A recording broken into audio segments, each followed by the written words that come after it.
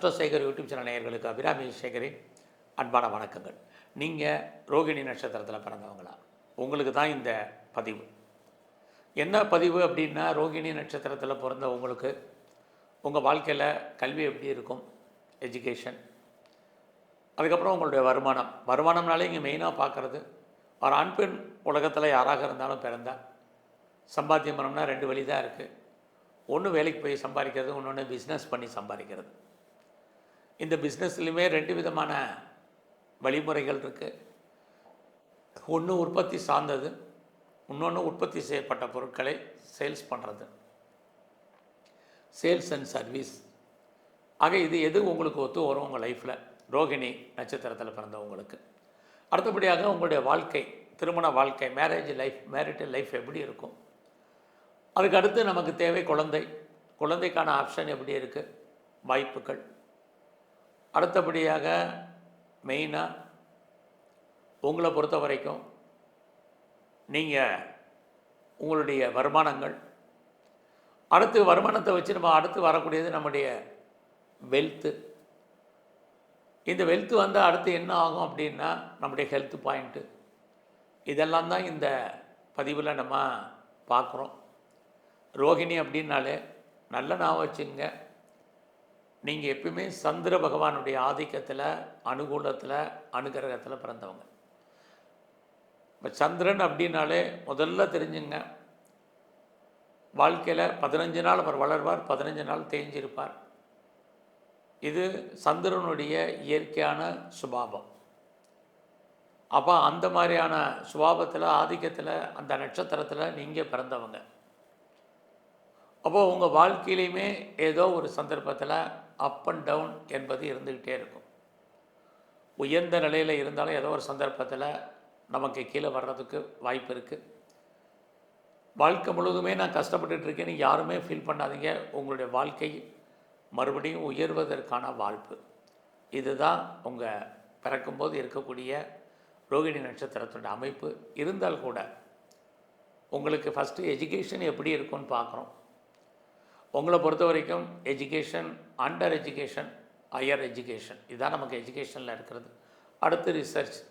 So under எஜுகேஷனே உங்களுக்கு நல்லா தான் இருக்குது. வாழ்க்கையில் என்ன படிக்கணும், எப்படி படிக்கணுங்கிறது உங்களை பொறுத்த வரைக்கும் நல்லா இருக்குது. பட் உங்களுடைய ஹையர் ஸ்டடி, இந்த ஹையர் ஸ்டடியை பொறுத்த வரைக்கும் நீங்கள் கொஞ்சம் கான்சன்ட்ரேட் பண்ணி தான் ஆகணும் லைஃப்பில். ஏதோ ஒரு சந்தர்ப்பத்தில் உயர்கல்வியில் ஒரு சின்ன தடை அல்லது பிரேக் ஏற்பட்டு வாழ்க்கையில் கல்வி தொடர்வதற்கான வாய்ப்பு. நான் சொல்லிகிட்டு இருக்கிற இந்த காலகட்டங்களில் அடுத்தபடியாக ரிசர்ச். ஏதோ ஒரு சந்தர்ப்பத்தில் நீங்கள் மேலே படிக்கிறதுக்கு, குறிப்பாக நீங்கள் வெளியூரில், வெளி மாநிலத்தில், வெளிநாட்டில் படிக்கிறதுக்கான ஆப்ஷன்ஸ் நிறையா இருக்குது. நான் சொல்கிற காலத்தில் நீங்கள் பெரிய இந்த வீடியோ பார்க்கும்போது படிப்பு இல்லாமல் இருக்கலாம். வாழ்க்கையில் எனக்கு பெரிய லெவலில் எஜுகேஷன் இல்லை அப்படின்னு யாரும் ஃபீல் பண்ணாதீங்க. படிப்புக்கு வயது ஒரு தடை இல்லை. எத்தனை வயசானாலும் படிக்கிறதுக்கான விதி இருக்கும் பட்சத்தில் கண்டிப்பாக நீங்கள் படிப்பீங்க. எப்படி படிப்பேன் அப்படின்னா, கார்த்திகை ரோஹிணினாலே நீங்கள் சந்திரன்னு சொன்னேன். சந்திரனுடைய சுபாவம் நிறைய விஷயங்களை அப்டேட் பண்ணுறது. அப்படி பார்க்குற போது ஏதோ ஒரு சந்தர்ப்பத்தில் நீங்கள் பார்ட் டைமாகவோ ஆன்லைன்லேயே கரஸ்லேயே மேலே படிப்பதற்கான வாய்ப்பு. அதனால தான் ரோகிணி நட்சத்திரத்தில் பிறந்த நீங்கள் அடிக்கடி தேடுதல் என்பது வச்சுக்கிட்டே இருக்கணும். எவ்வளோக்களோ வாழ்க்கையில் தேடுறீங்களோ அவ்வளோக்களவோ நீங்கள் ஜெயிப்பதற்கான வாய்ப்புகள் இருக்குது. ஏன்னா சந்திரனுடைய ஆதிக்கத்தில் பிறந்தவங்களுக்கு வாழ்க்கையில் சில விஷயங்கள் நீங்கள் போராடி தான் ஜெயிச்சாகணும். அதில் ஃபஸ்ட்டு எஜுகேஷன். அடுத்தபடியாக உங்களை பொறுத்த வரைக்கும் வாழ்க்கையில் வருமானங்கள் எப்படி இருக்குன்னா இருந்துக்கிட்டே இருக்குது. அந்த வருமானத்தை எப்படி ஏர்ன் பண்ணுறது அப்படின்னு பார்க்குற போது, ஒரு மனிதன் ஆணாக இருந்தாலும் பெண்ணாக இருந்தாலும் 2 விஷயந்தான். ஒன்று வேலைக்கு போய் சம்பாதிக்கிறது, இன்னொன்று பிஸ்னஸ் பண்ணி சம்பாதிக்கிறது. இந்த பிஸ்னஸ்லையுமே 2 ஆப்ஷன் இருக்குது. பெரிய லெவலில் உற்பத்தி பண்ணி பொருட்களை சேல்ஸ் பண்ணி சம்பாதிக்கிறது. இன்னொன்று உற்பத்தி பண்ண பொருட்களை சேல்ஸு அண்டு சர்வீஸ் பண்ணி ஏர்ன் பண்ணுறது. முதல்ல உங்களை பொறுத்த வரைக்கும் எது லைஃப்பில் கரெக்டாக இருக்கும்? உங்களுக்குன்னு ஒரு தனிப்பட்ட ஜாதகம் இருக்கும், அது தனியாக இயங்கிக்கிட்டு இருக்கும். ஆனாலும் ரோகிணி அப்படின்னாலே உங்களை பொறுத்த வரைக்கும் நீங்கள் வேலைக்கான வாய்ப்பு தான் ஃபஸ்ட்டு ப்ரியாரிட்டி நீங்கள் லைஃப்பில் செலக்ட் பண்ணணும்.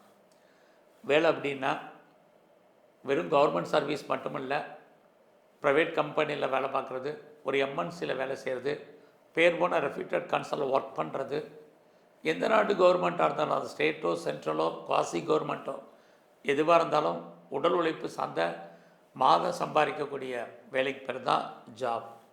நடைமுறையில் நம்ம சொல்லக்கூடியது நம்முடைய ஜாப், நம்முடைய ப்ரொஃபஷன், நம்முடைய கரியர் எல்லாமே சர்வீஸ் தான்.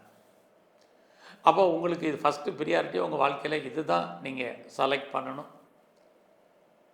அப்புறமா தான் பிஸ்னஸுங்கிற வார்த்தையே உங்களுக்கு வருது. அதுக்காக லைஃப்பில் எல்லாருமே வேலைக்கு போகணுங்கிறது இல்லை, எல்லாருமே பிஸ்னஸ் பண்ணுறதுக்கும் வாய்ப்பு இல்லை. உங்களுக்குன்னு ஒரு தனிப்பட்ட ஜாதகம் இருக்கும். ஆனால் வாழ்க்கையில் எதை நம்ம செலக்ட் பண்ணணும் அப்படின்னா, ரோகிணி நட்சத்திரத்தில் பிறந்த நீங்கள் ஃபஸ்ட்டு ஆப்ஷன் உங்கள் வாழ்க்கையில் வேலைக்கு போகிறது.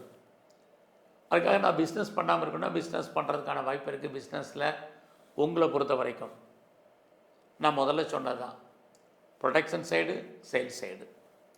உங்களுக்கு எது கரெக்டாக இருக்கும், எது பண்ணால் வாழ்க்கையில் ஓரளவுக்கு சிறப்பாக இருக்கும் அப்படின்னா, நீங்கள் சேல்ஸ் பண்ணுறது, சர்வீஸ் பண்ணுறது தான் உங்கள் வாழ்க்கைக்கு நல்லது.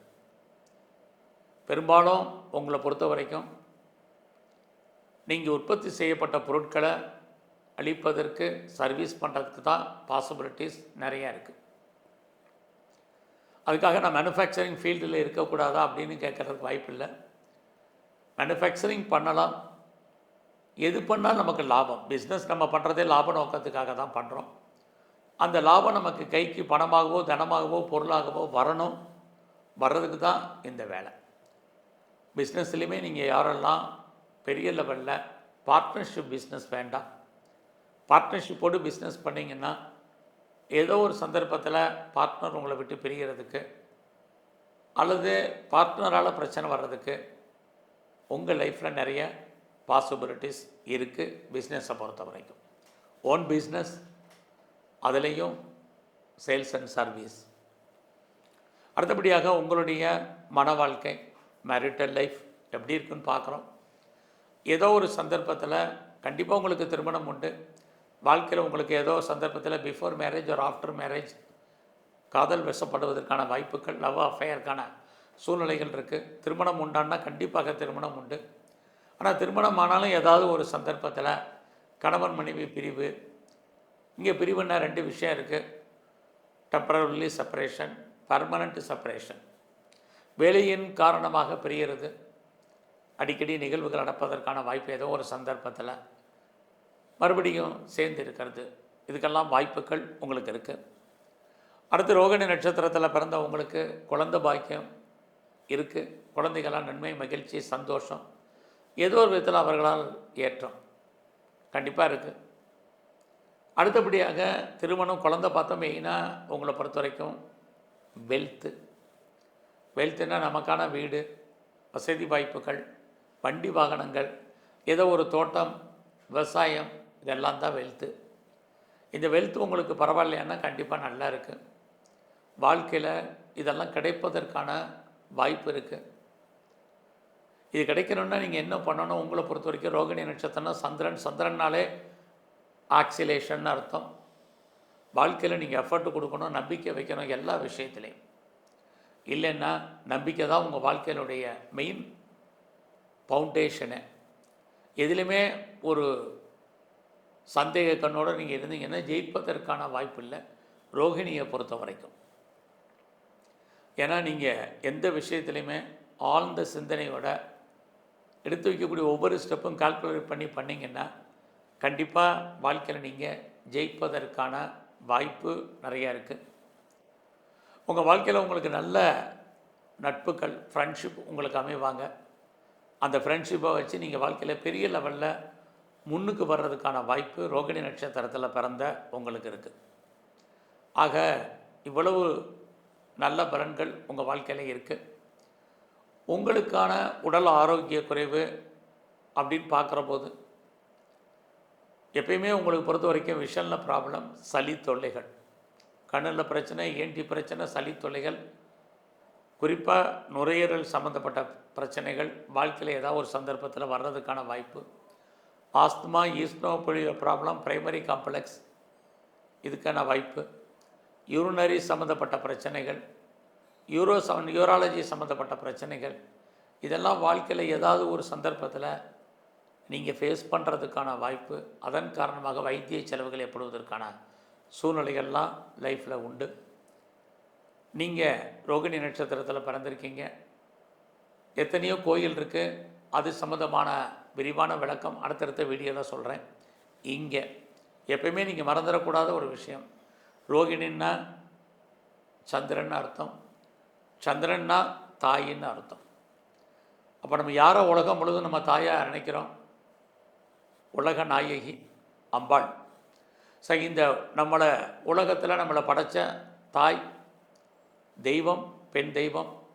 ஸோ எங்கெல்லாம் பெண் தெய்வம் இருக்கோ, அதுலேயும் குறிப்பாக சிவனோடு கூடிய அம்பாள், இந்த அம்பாளுடைய வழிபாடு தான் வாழ்க்கையில். நீங்கள் எப்பயுமே மறந்துடாதீங்க.